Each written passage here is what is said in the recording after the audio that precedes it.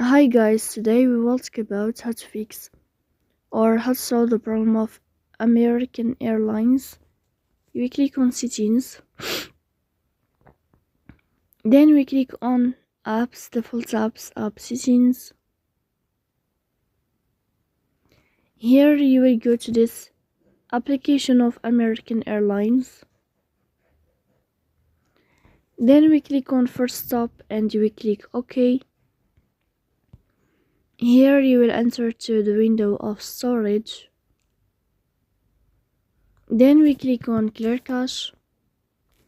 Then we go to Play Store.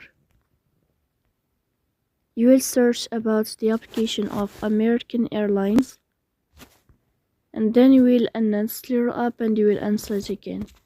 So please don't forget to support us by like and subscribe.